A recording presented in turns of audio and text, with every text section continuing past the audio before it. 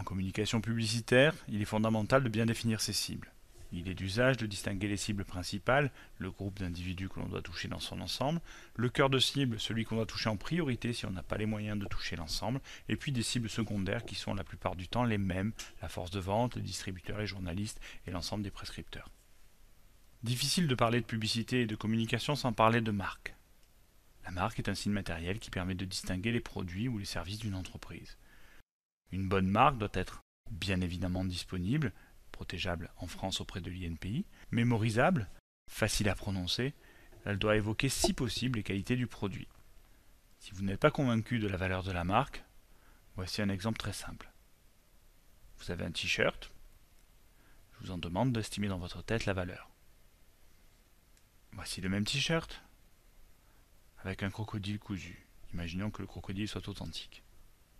Quelle est sa valeur? Et le même t-shirt. Comme vous pouvez le constater, personne ne s'est posé la question concernant la qualité du tissu, le grammage du coton, la provenance ou la coupe du t-shirt.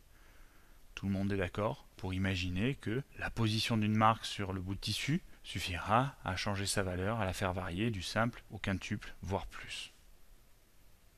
Dans le chapitre communication, nous retrouvons également le positionnement. Ici, pour les gens qui communiquent de manière simple, le positionnement du produit et l'image qu'il va avoir auprès de son public. Voici quelques exemples de positionnement très clairs au niveau des eaux minérales, exemple emprunté au Publicitor.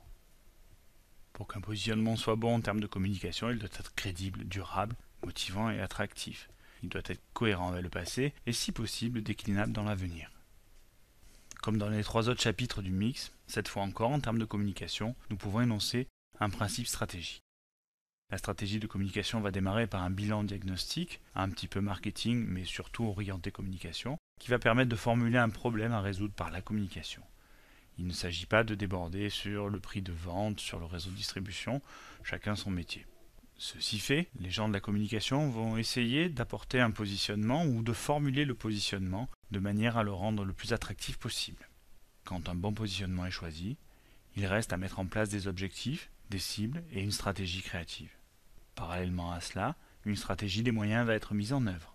Un budget et un calendrier vont être fixés. Une petite parenthèse sur les différents types de notoriété. La marque qui est le plus présente à l'esprit, nous allons appeler ça le top of mind ou encore la saillance en français. Il s'agit de la marque qui va spontanément venir aux gens lorsqu'on leur demande de citer un produit de la même catégorie. Par exemple, si on demande à quelqu'un en France de citer un soda, il y a de très grandes chances qu'il vous propose le Coca-Cola.